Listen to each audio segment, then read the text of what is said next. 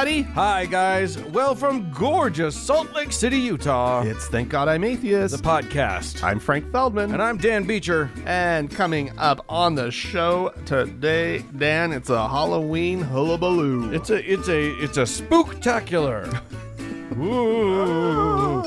No, we're not going to be doing anything spooky, but we are going to be talking about some scared little Christians. Oh, because it's Halloween and it's spooky. It is spooky. For them. It's goblins and ghouls. I mean, maybe they're making it a better holiday because they're actually scared. Oh, I'm not actually scared by Halloween, but they are. They're having a good time. What a great they're doing it right. It had never occurred to me that those assholes are actually doing it right. Well, if you believe in like supernatural shit, yeah, you could have a demon haunting you somehow. Hey, before we go on, I want to talk about it at the top of the show this time. Oh, yeah. We've got our meetup coming up on the 13th of November. Yes. Here in Salt Lake City. We still haven't locked down. We have plans, but we haven't locked them down yet, so we cannot announce like a venue. The venue. We know what we're doing. We just need the venue. But which we're lining up. It's coming soon.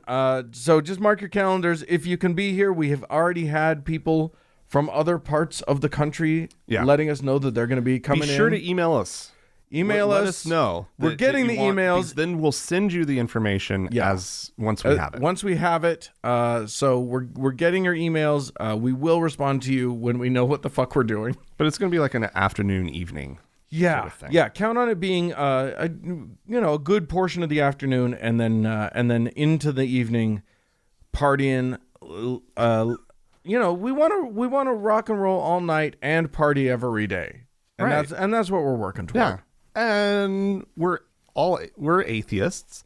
We know you're most likely vaccinated. 90% of you are, but we do ask. We're gonna have some fun. We do ask that you be vaccinated. Yes. Please honor system. It's the honor system, but please show up vaccinated. That's what we're saying. If you're not vaccinated, Get tested before you come. Within 72 hours. Yeah. We'll just go by travel rules. It's all honor system. It's all honor system. Yeah. I don't trust you, but we're not going to police it. So there you go. That's terrible. Well, do you have any let's get a story going. Stuff here, Dan. Okay, go. I'm starting with a Halloween story, Dan. Ooh. Over in Poland. Halloween has been one of the great American culture exports that has happened. Yeah. Right? Like it's this fun thing. Kids dress up in their costumes, go door to door, trick-or-treating, getting candy. It's fun. And people love it. People love it here. We recognize that Americans didn't invent all of these things. We just perfected it. It's been packaged in a glorious way. Yeah. And people like to do it. They see it in movies, right? Yeah. Because again, that's also a major American cultural export. Is movies. But not everybody in these places where Halloween arrives really appreciate that Halloween has arrived. What? And I mean, we're going to be talking about it a little bit in depth at the end of the show, right? About how even like a lot of American religious types don't like Halloween, but over there in Poland, where the Catholic Church reigns supreme, it sure does. Halloween has been making its inroads into the local culture. And in Krakow, there's the primary school number 34 was planning on having a Halloween party for the kids. And the kids would be able to change into costumes and get candies and treats and whatnot. And there was a parent, of course, who did not like this idea. Not one bit. And complained to the education board, who then intervened in the affair, and the event was canceled. The day before. Oh, boo! The Halloween party. They've been working on those costumes. Come on, man. So the parents of the other kids were all pissed.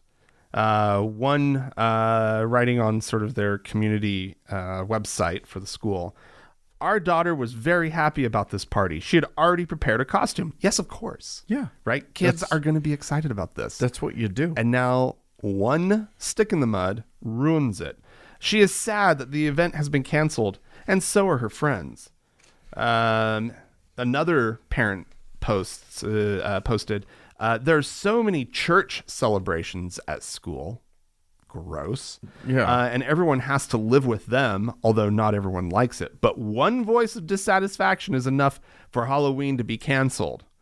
That's a very valid point. Very, very valid. Apparently, like top officials in kind of the school system in Poland want to or they don't really like Halloween. These folks. And they've been trying to shut it down. So it was kind of clear that when this one parent went to complain about it, they knew what the outcome was going to be. I feel like John Hughes knew that school officials are all just stick in the mud curmudgeons. But that's a Ferris Bueller reference right there, kids. They've been trying, these officials, to suggest other alternatives to Halloween. Oh, right? goody. What could the kids do instead of Halloween's? So they have one that's called Holy Winds. Oh, my God. Isn't that cute? In which young people dress up as their favorite saint. Oh. Isn't that fun? Yeah. You know what? I have read up for How to Heretic. I read up on a number of Halloween or of saints. And let me tell you something.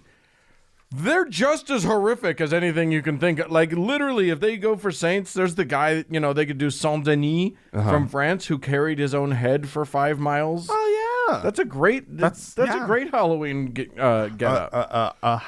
Holy Winds. Yeah. Get up. Here's a picture of some kids these were posted onto Twitter. These kids don't look very happy dressed up in sort of nun outfits and whatnot. Here's one poor child who's dressed up as Mother Teresa, not enjoying herself. It is a very good costume, though. Right. She sourced it probably directly from... And it sounds to me like she's just nailing the persona as well. Just dour. Just angry and mean. Let's see. The Catholic Church also encourages the holding of All Saints balls. That's a fun phrasing there. Balls. Saint balls. Saint balls. And that would be more for November 1st, which of course is the day after Thanksgiving. Right. Not Thanksgiving. And so they like Halloween. to hold balls on All Saints Day. And some schools are getting around the whole thing by just not calling Halloween. And they've come up with Pumpkin Day. Okay. Whatever you got to do to keep the kids happy and doing fun things. It's fun. Yeah. Halloween is just fun. And it is, what's ironic is that it is a Christian holiday. Like, yes, like the traditions have pagan roots, but I will talk about it. We'll talk about it. So does the Christmas tree. Yeah. Okay. Liberty University, we all know as being the place founded by Jerry Falwell Sr., then headed by Jerry Falwell Jr., who then left in ignominy a few months ago. Yeah, with his pants down or something. Basically, with his fly open and his eye bruised from falling down the stairs drunk. So they replaced him with another Jerry, which is great. That's a triple Jerry right there. Wow, that doesn't happen a lot. No, Jerry Prevo, I don't know how he says his name, who is a retired pastor of a large church in Alaska, So here's the deal: when Falwell Jr. was in charge, they started the Falkirk Center. You'll recall, which was a think tank, and I'll put that into as big a scare quotes as you can imagine. Right, of course. It was a right-wing think tank, theoretically. Now, what a think tank does, what's your sense of what a think tank is meant to do? Come up with policy ideas. policy ideas. They produce, they do research and they produce, white papers or whatever about policy ideas. Yeah. The thing that they cannot do if they are a 501c3 and especially a religious one is support a specific candidate and work toward the election of or defeat of a specific candidate. Makes perfect sense. Yeah. This is how it works. Anyway, so there's a guy named Scott Lamb who was the university's senior vice president for communications and public engagement. I say was because he was given the boot. He was forced out. Okay. Because he objected to a lot of the things that were happening at Liberty U. Oh, okay. And he recently released to Politico a phone call, a recording of a phone call between him and the new president of the university, Jerry Prevost, in which Brother Prevost basically out and out stated, I'll just read the quote. Okay. This is in regards to what used to be called the Falkirk Center. Now they've changed it because the Fall is Jerry Falwell and the Kirk is Charlie Kirk, and those guys are both out. So now it's the Standing for Freedom Center. Much better name. Much better. Yeah. Standing for freedom. We don't mean anything. So here's the quote about that. Are they getting people elected? Which is one of our main goals. Are they really motivating our conservative people to really get out to vote? If they are, we ought to be seeing some changes in elected officials. And we are to some extent. All I want to do is make us more effective. Okay. So that sounds like it might run afoul of the law. Yeah. Not that any... Look, here's the thing. The law that runs afoul of, the redress for that is for the IRS to take away their tax-exempt status. Right. Which the IRS has not done. They don't do. They just don't do it. And also, boo-hoo-hoo. Yeah. Let's say they actually did. Well, yeah, if these guys had to pay taxes, that would be... Well, yeah, but they just shut down the organization. It's not like... Right, going forward, they would have to change their way and pay tax. But it's not like they come back and be like, okay, give us all the back taxes that you owe us because you've been doing this nonsense, right? Anyway, apparently Lamb did push back on that and tried to say that, no, we should be advocating for ideas, not for specific candidates. That's how the law works. So he specifically said that to him. Okay. The response was this, quote, I have a 50c3 church. Sikh. It's 501c3, but okay. Okay, fine. I have a 50c3 church. For 30 years, I've known how to handle that and not get into trouble. The homosexual community has tried it. I don't know what he sounds like. I'm giving it an accent. I don't know why. The homosexual community has tried to take me down for at least 30 years, and they have not been successful because I know how to work the 50c3. And he said 50c3 again. Yeah. Wow. He knows all about the 50c3. Yeah, he doesn't know. I'm worried now about the 501c3. Yeah, that does seem to be the bigger question. But the homosexual community has been trying to take him down. Yeah. Do you know what you like? You got to be that's the thing. Guys like this love that they are the enemy of a community of people. Well, especially one that they hate. That's just a badge of honor. Yeah. Yeah. Which is so fun. What a good Christian you are. Yeah. To hate an entire group of people. You're just such a good Christian. It's amazing. So anyway, there you go. Are we reporting this because we believe that anything will come of this? That anything any consequences will happen? It's just something to know. Just know that in this country, the Christians are allowed to break the law. Yeah. That's the facts. Oh, yeah. No, that's good. Good for them. Good for them. Keep it up, 50c3. All right.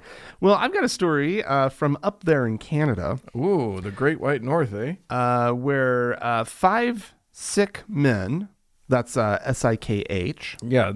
Often Sikh is how you'll hear that pronounced. Yeah. Rescued 2 hikers who had fallen into a ravine of sorts, and there was raging water that threatened their safety. Oh my! Right, they were stuck on a rock below, while raging water threatened their safety. Is how the article phrases it. And they see them down there, and they have no idea if rescue workers are on their way. They know that cell reception in the area is really bad. Okay. And they're not going to just let these guys dangle there. And so they used what they had available to them, which were their turbans, and they crafted a rope ladder and pulled the men to safety. Oh my God. And you hear this from time to time with the Sikh community, members of the Sikh community, who do these like really remarkable things that seem to run afoul of their sort of The dictates of their religion, right? Because taking off their turban in public, it is an absolute no. This is cute. You don't do it. It's prohibited. It's a tenet of their faith that they don't do that. You do not do it. There was the case of the doctor. I believe he was like an ER doctor, early pandemic, who was sick. Again, Sikh. I might as well just say Sikh so everybody understands. Right. I'm not talking about him being ill. Right. And in order to have a better fit for his mask, he shaved off his beard. Yeah. Which is another huge. Yeah, that's a don't do. huge They deal. don't cut their hair. They don't do it. And they let all hair go crazy. Yeah. Right. And then they're clever about how they braid and fold. Yeah, they have like some techniques and whatnots to keep it tended to, tidy, neat. Yep, exactly. That's also partly what the turban is for. Right. And I just want to here's the deal. The Sikh community is not perfect, right? No. They've got their problems. You probably know about some, dear listener. Yeah. But repeatedly, I keep seeing these stories of them knowing what the higher calling is, or the higher dictate of their religion. The more important law. Yeah, which is saving people, rescuing people, helping. Yeah. Right. And I just have to I don't imagine any Christian with a similar rule ever getting that. Right. It's so tricky to me. Yeah, you're right. Like, especially American Christians. Yeah. I can't speak for Christians around the world, but American Christians are so into their dogma. Right. They're so into their rules. Right. I would have a hard time believing that they would see the moment when they should break one of the smaller rules to serve the greater good. Would they ever burn a cross to keep somebody warm? Right. Right. To light a fire. It's a great example. Right. Would they take some sort of wood structure, reliquary, whatever, and break it down to do the same thing? Yeah. Would they no, those things are sacred and they would rather die. Right. Would they pull apart a church? Right. For the wood, so or burn a bunch of Bibles. Right. In order to provide keep warmth, people from freezing to death, or something along those lines. And honest to God, I don't think they would. I think so many of them would. I think they're taught that they have to because I remember being told there's going to be a moment in your life where you have to choose, right? Yeah. And because the Mormons every once in a while like to dip into the last days type stuff. Oh yeah, they love that shit. Where it's you're going to have to choose whether you're going to deny the Christ, right? Right. Or die, right? Or something like that. Some melodramatic nonsense. Yeah. And it's what are you going to choose? Christ or your life, right? Right. And it's well, you have to choose Jesus, right? Well, and so I think there's this primer of you can't do these things. And I'm just I just wish that the broader religious community could at least learn this from the Sikhs. It would be great. It would be great. They're not gonna. Yeah. Anyway, let me see. Was there anything else in this article that I thought was kind of cool?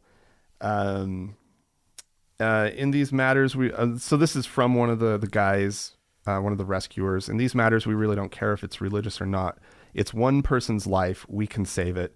We can tie the turban again as many times as we want, but that life, we can't bring it back. Yeah. There you go. Yeah. Right you can you can get a whole new turban. Yeah. You can't bring a life back, though. That's good stuff. And you're right. You know, this isn't to say that Sikhs are It's not a perfect community. are perfect. Yeah. No. Nope. But there you But I do respect that about. But that community. those moments Yeah. are awesome. All right. Well, so there was a very unusual meeting this week. Oh. President Biden, Uh-huh. our esteemed president, unless you ask a third of the country, in which case he is not legitimate. I don't even think it's a third. I think it's a much smaller number than that. But I don't know the numbers. Anyway, he went to visit the leader of his faith, the Pope, Yes. Pope Francis, Yeah. in the Vatican. Now, normally, a visit like that is accompanied by 200 reporters and photographers, and sort of everything that's said is combed over with, it's just a media thing. Mm-hmm. Well, this one happened completely behind closed doors. Even Biden's acceptance into the Vatican was blocked off so that nobody could shout them down or anything like that. So Really? yeah, it was all very sort of hush hush. He went in for over an hour. Yeah. Biden did. They talk, which is actually, it doesn't sound like a lot, but it's an unusual amount of time for that kind of a meeting. Right. Okay. And the thing hanging over it, the thing that everybody was sort of speculating about and just sort of whispering about was whether or not, because the big thing is Biden a good Catholic? Most there's a whole conference of American bishops or there's a whole group of them that don't want to give him communion, Right. because he supports abortion rights. Right. Which is different, by the way, than saying he supports abortion. So let's make sure that He's not performing abortions. Correct. He's not encouraging abortions. Right. He supports abortion rights. He supports a woman's right to decide for To make herself. that decision. Yeah. But the big question, but obviously the Catholic Church is anti-abortion officially, and so the big question is: They do not trust women to make that. is Biden in good standing as a Catholic? I don't know. So Biden held a press conference, and when that came up, he said that the Pope told him that he was a, quote, good Catholic, and that he should continue taking communion. Wow. Okay. When he was asked about it more specifically,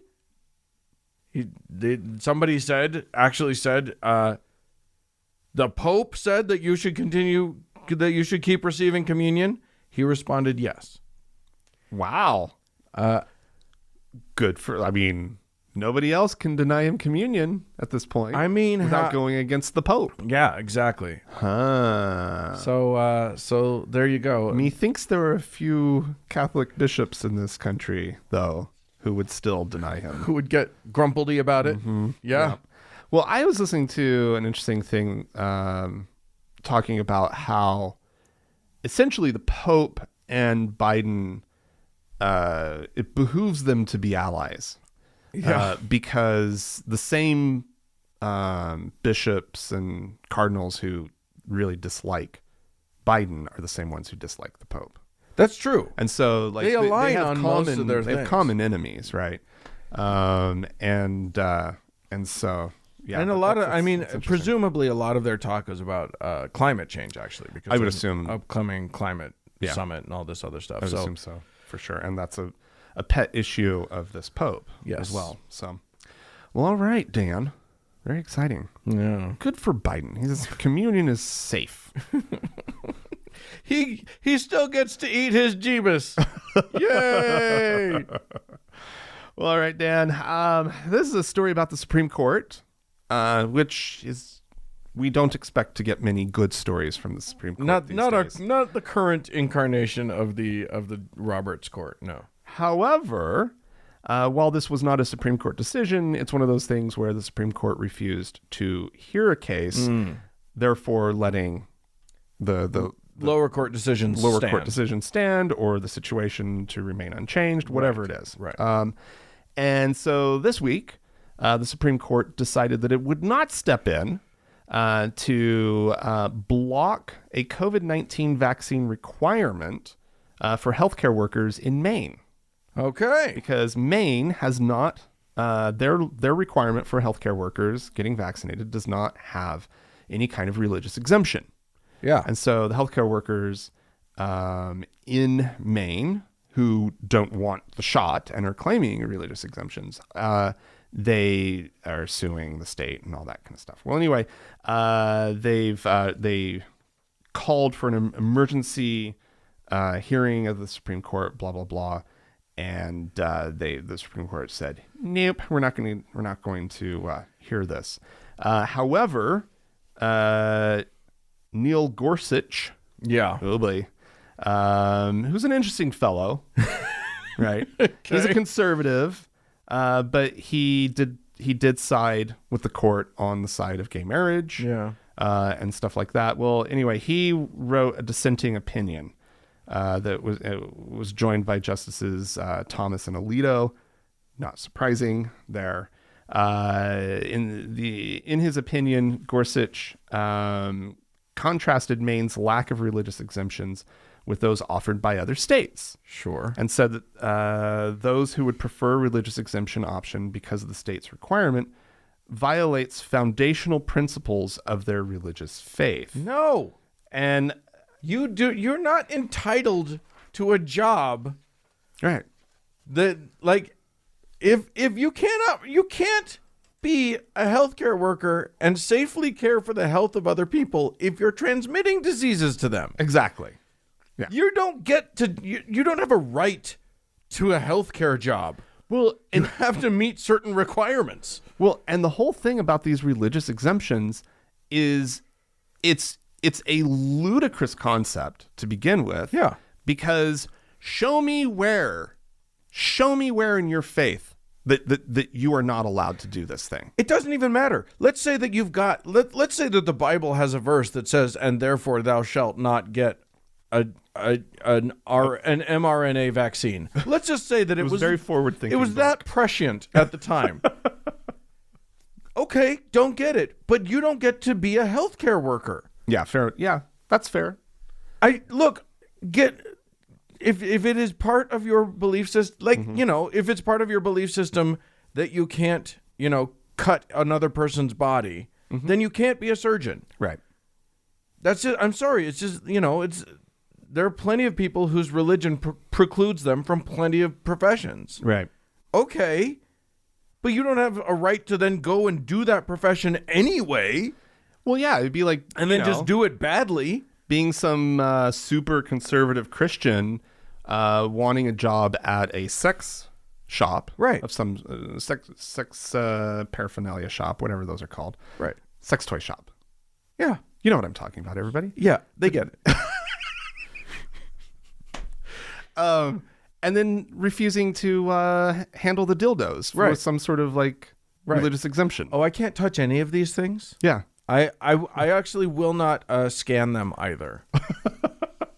So what do you do here? What then? would you say you do here? Yeah, literally, it's like, yeah, you have the right. Maybe you have the right. Yeah, it's a stretch, but you have a right to refuse the vaccine, I guess.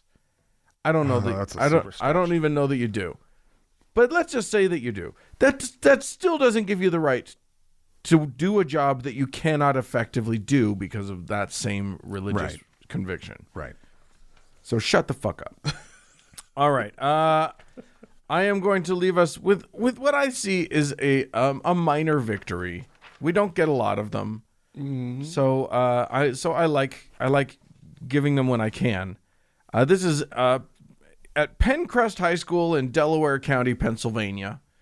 which is confusing. You guys don't name your counties after other states. It's just confusing. Anyway, Pencrest High School has a dress code, as most high schools do. Okay. It includes things like no sexually suggestive writing or pictures. Your clothing may not advocate violence. It may not advertise or promote the use of tobacco, alcohol, or drugs. Like, these are all things that, like, hey, I suppose they make sense. Yeah, okay. Sure. And then the last one, nothing that is satanic in nature. Oh, okay. Now, for those of us in our generation or earlier, Satanic. I guess that was, we're the generation of the satanic panic. We are, like, satanic used to be, like, it was very easy to lump them in with just, like, evil. It was just evil. Yeah. But guess what? Satanism is just a religion. Right.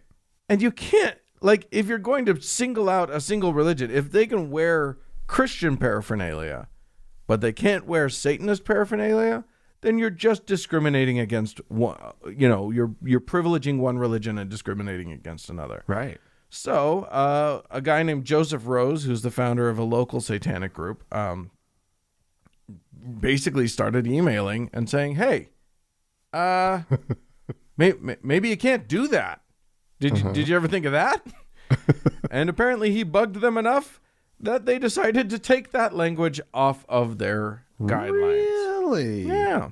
Rather than to ban all religious... Which I would be great with too. Paraphernalia. Either way works fine for me. Yeah. Probably better to just say no religious paraphernalia, but that's a sticky wicket because then, Oh my God. do you force a Sikh student to not wear the turban or whatever? Right. Like, you can't really do that. Well, and you also get a brand new school board, like the next election. That's true. That's true. That's going to be changed. Yeah. I promise. So yeah, I think that was great. Of course, local news found people who were willing to fly off the handle about it because they don't understand what the actual issue is. Right. And they think that this is basically just allowing kids to promote evil and blah, blah, blah. Well, it's the school promoting Satanism. Right. Yeah, exactly.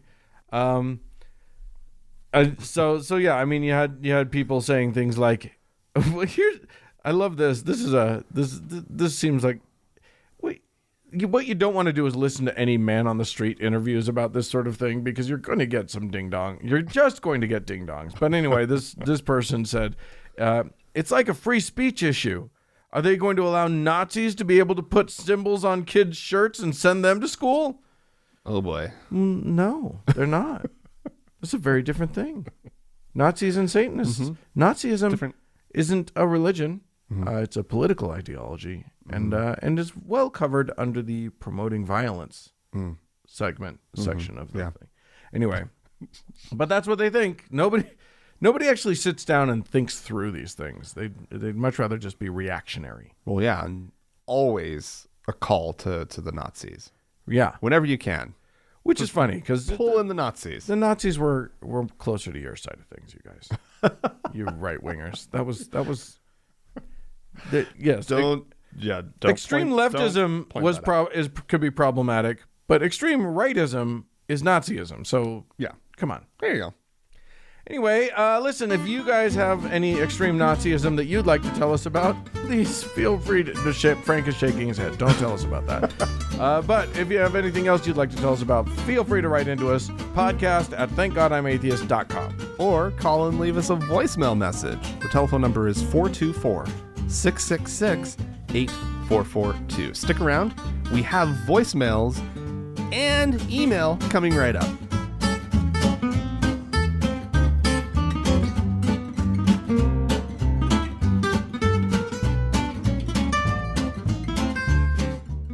Well, hey, Frank. Daniel. We've played Robin Bullock before. Husband to Robin Bullock. I love pointing that out. Robin, he's a man of God. He's a prophet. We've played him predicting the Phoenix-like reemergence of Donald Trump as president of these United States. It is... If it was truly Phoenix-like, I'd like to see it. It's just, If he emerged from a pile of ashes, can we burn him and see? ascending to the sky. Ascending to the sky. I might think twice about my opinions. No, not because me. that would be amazing. It would be remarkable. That's true. I don't know how you pulled it off. I don't imagine a pile of ashes. I imagine sort of a blob of gelatinous ooze. The slimy phoenix. Anyway, what has not happened in the intervening months is that particular prediction coming true. Oh yeah. So far, Donald Trump is still not our president, and Biden, that fiendish usurper. I mean, he is really the president, Right.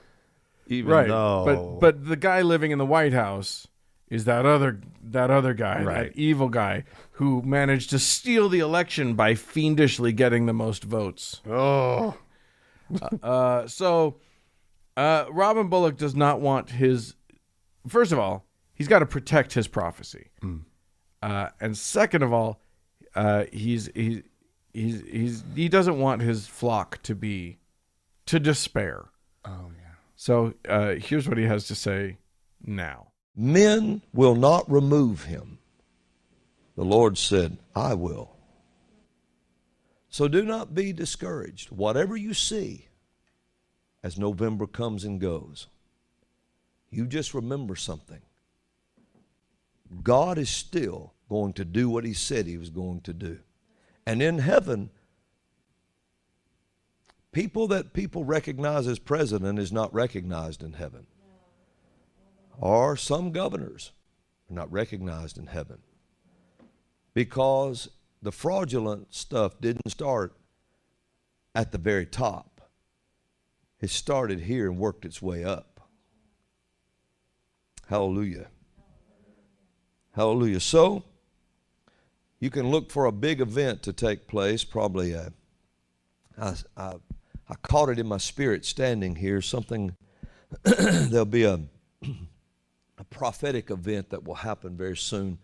And it will be, I don't know if it'll be in this country, maybe another nation, but it's going to be, it'll be known loudly. It's an event. I don't know what it is. I'm not sure if it's nature related or something, but there's about to be a big event.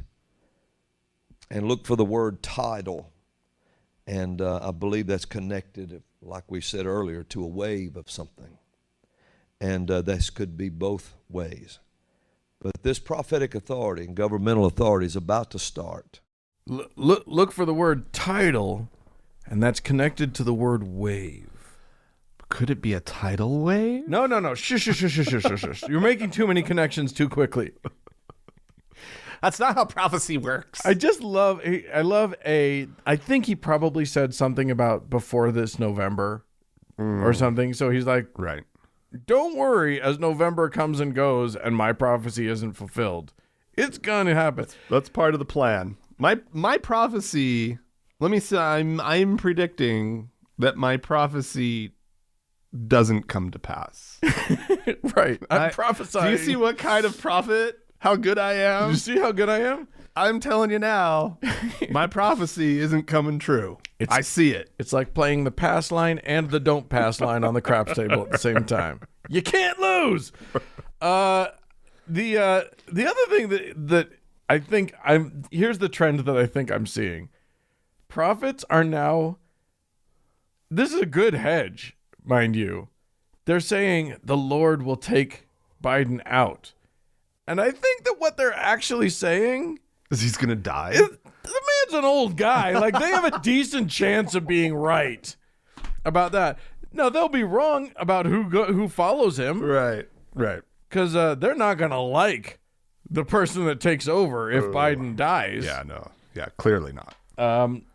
But I think, they'll definitely declare victory if Biden dies in office. Oh. Although I'm going to give him this.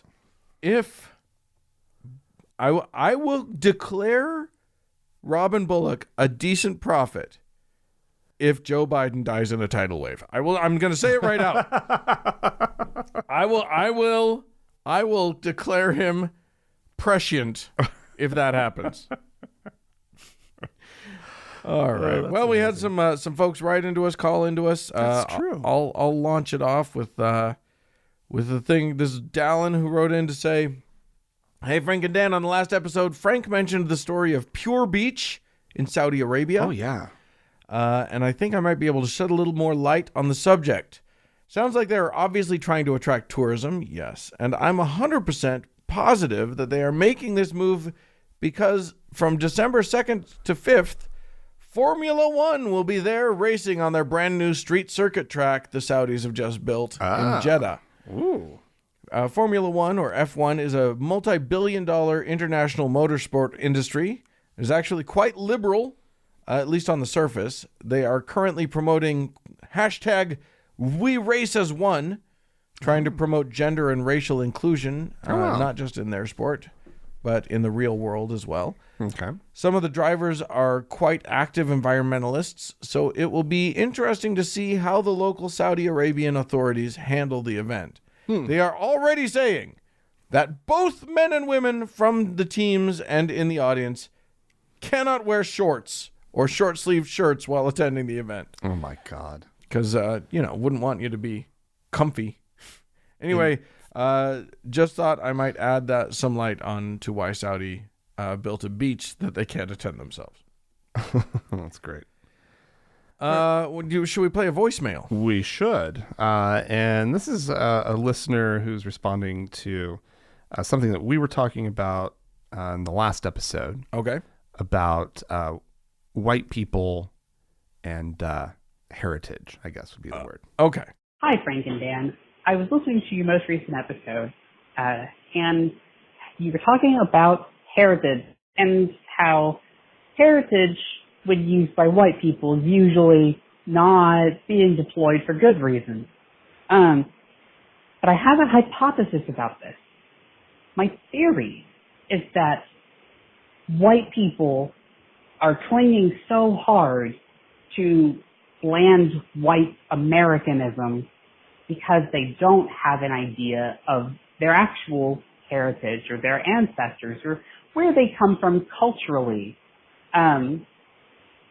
So they just latch on to what they can find, which is Civil War reenactments and white supremacy.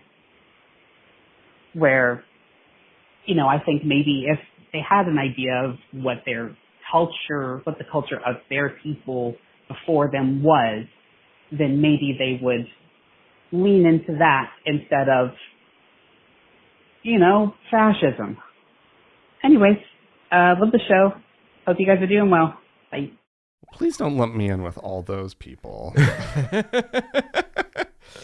I don't know. Maybe here's the thing: those of us who are of European descent are frequently of descent from many different parts of Europe. Like, Yeah. I'm German and English and Irish and Danish and blah blah blah, and then it's just like, well, I don't know what to latch on to on that. Oh, yeah.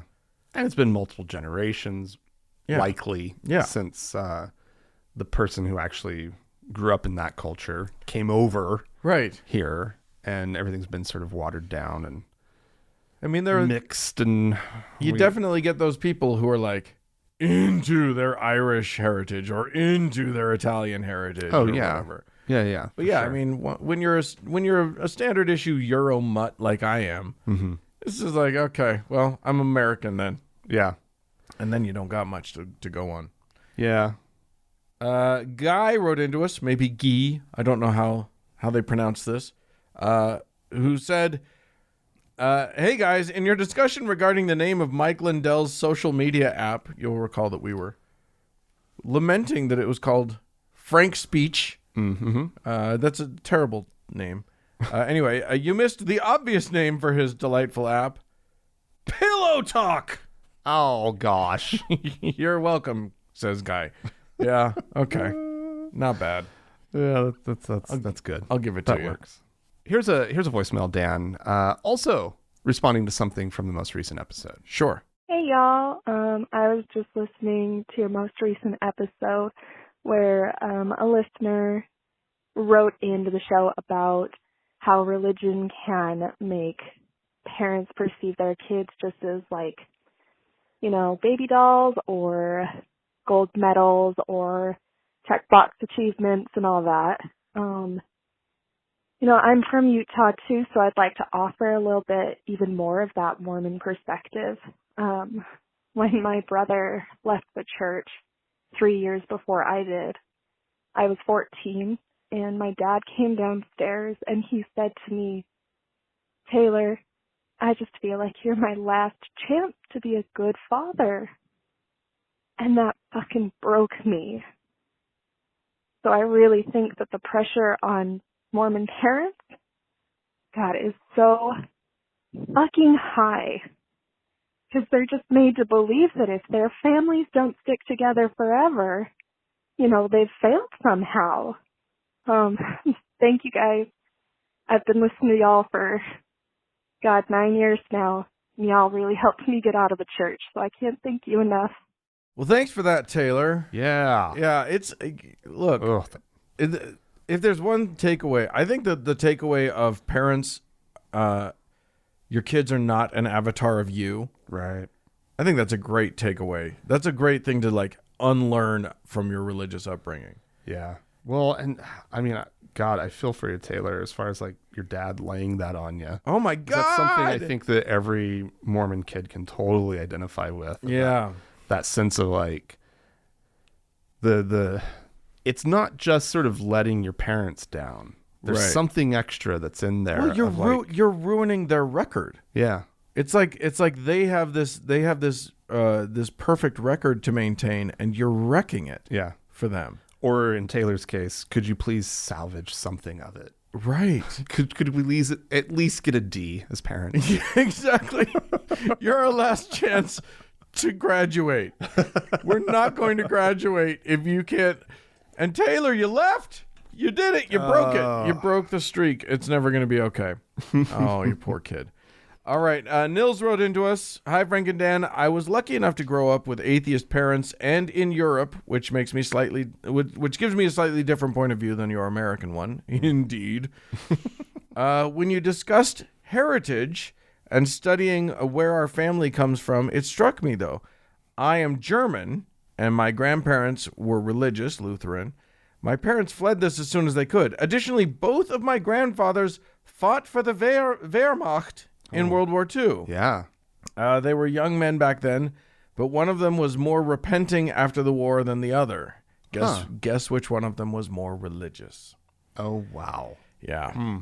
This is something that stays with me forever, and I try to teach my children to be open to everyone to avoid those terrible mistakes. Okay. I mean, yeah. There are lessons to be learned. Nazism was deeply tied into the religion at the time. That was the vehicle through which it was the spoonful of sugar that was there to help the anti-Semitism go down in Nazi Germany. So there you go. Hey, we had some people give us some money. So I will start us off. And it's trickier when they give on PayPal. I have to sort of think, but I'm going to give this guy elder status. Oh, Larry, congratulations! You are Elder, an Larry. elder. You have the Melchizedek priesthood.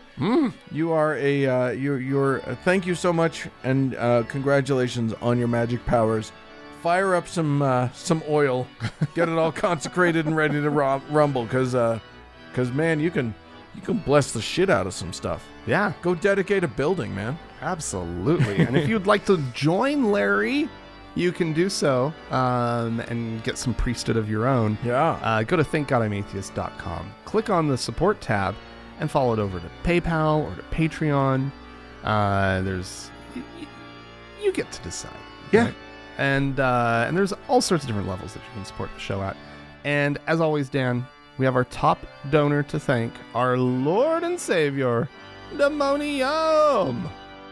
Thanks, guys. There's more show coming up.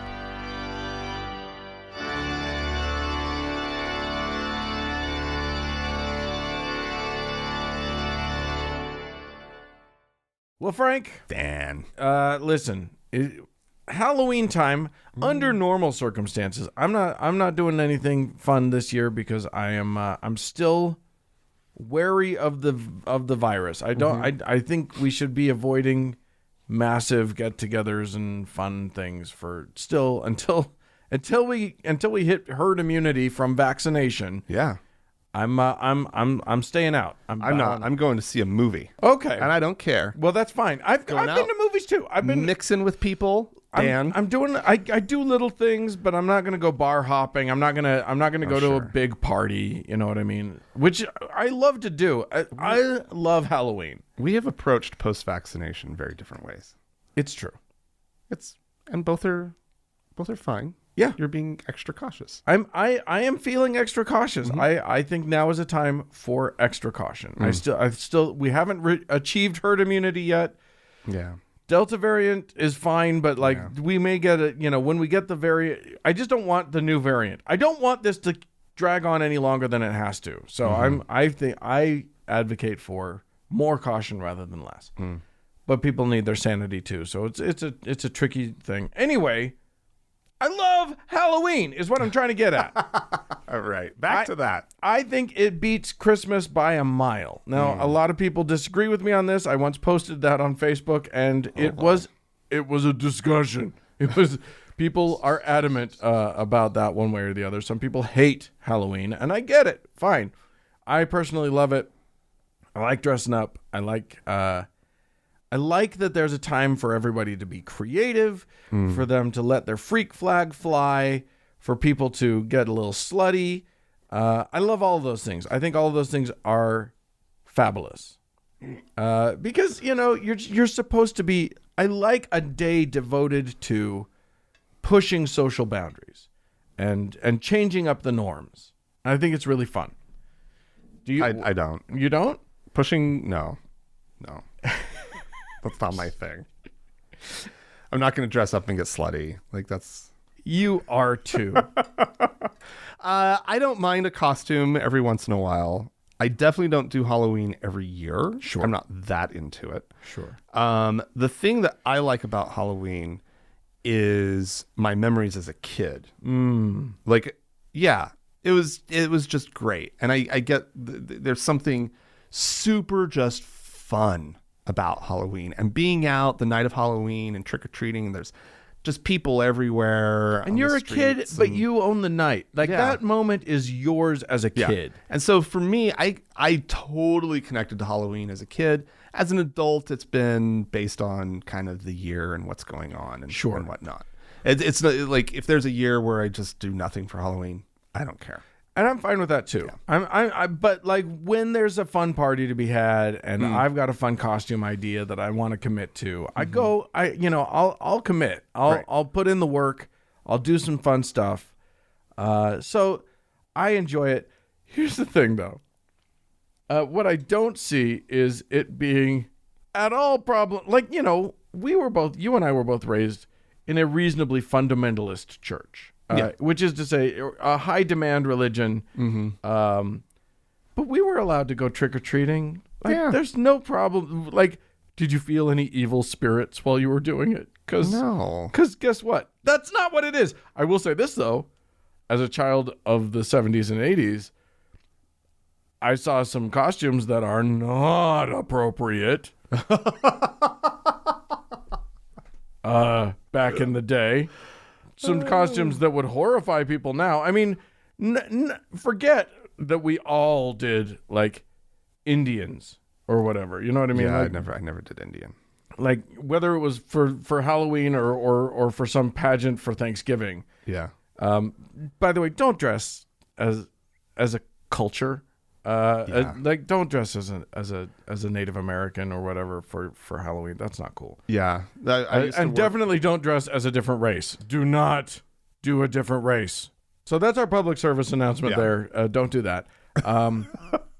But yeah, I mean, okay. But in the 80s, I definitely saw some kids dressed. Well, and I also thought you were going to bring up the whole candy thing of everybody was so afraid of poisoned candy. Or razor blades being in Do you know that there was never an incident of a razor blade being put in candy? People were take their candy to police stations to be x-rayed Yeah. every year. That has never happened. Yeah. That was just an urban legend that some asshole decided to like spread, and I know. and it worked. If only there had been Snopes. Back Right? in the, Not the that 80s. anyone would have believed it, because you believe just sort of the urban legend. Anyway, the point is, it's a good time. Halloween is fun for kids. It can be fun for adults. But it's like, you get to dress up, you get to go around, you get to do candy. Mm-hmm.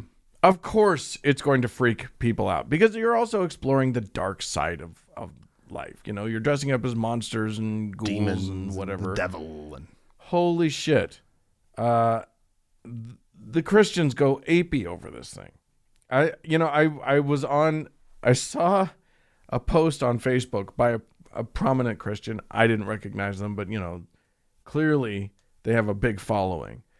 And he basically said, "You guys, I think we're making too big a deal out of this. It's just fun. It's fine." Oh, yeah. And Well, the that's comment section exploded. Was just like people horrified by that statement, and just God definitely hates this holiday, and it's blah blah blah. Yeah. Which is funny, because as we hinted at, or as we stated before, it's a religious holiday. This is one of those holidays where there already was there were pagan / Celtic / whatever holidays surrounding this time, and they were, they had spooky elements to them. And so the Christians just absorbed it, called it, it's the day before All Hallows Day, All Saints Day. So it's All Hallows-Eve. And it's your own holiday. You guys did this. This is your thing. And now you're freaked out by it. Yeah. I would say the war on Halloween was waged very well. We won. Yeah. We took it from them. Yeah. It's ours now. Yeah, because obviously we don't celebrate it in a religious way. Not at all. To be honest, okay, I know that there's these roots and blah, blah, blah, blah, blah. It is so completely the least religious holiday that exists. Yeah. It is just about putting on costumes, having a good time, eating candy, Getting some free as an adult, getting drunk. treats. Yeah. Yeah. It's about fun. Yeah. And it is about playing with the darker side of things. Sure. It's about about embracing a part of all of our lives that we don't all often embrace. But there are just as many little fairy princesses and what have yous, running around. But the decorations are spooky fun, Sure, and you got spiders and inflatable Frankensteins and whatever. Sure. Okay. Yeah, fair enough. And it's for fun. Yeah. That's for fun. That is what that is. We kind of need a fun way to embrace the darkness as the light goes away, as literally our sunlight starts depleting. Yeah, no here kidding. in the northern hemisphere. So I love to see these Christians having their little freak out about something. I had to comment on one of the comments on that comment section. I said comment a lot of times in that sentence. Dare I comment on that? Right? Don't. Because they were like, well, if you follow the Bible, you know not to do it. And I was like, yeah, like all those Bible verses about Halloween and how you're not supposed to dress in costumes and get candy. Where are those again? Because, shut up. The Bible doesn't talk about it. It's fine. Yeah. Oh, God.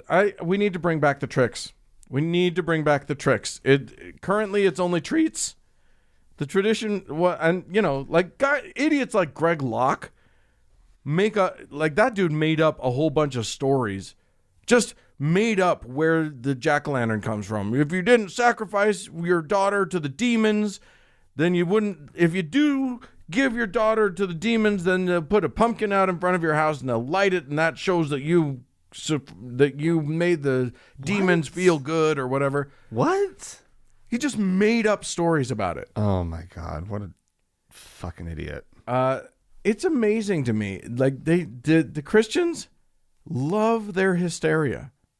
If they can find something to get hysterical about, they will go to there. So I don't know. I guess the point is get out. And then there's the thing about, oh God, there's a thing about in Utah.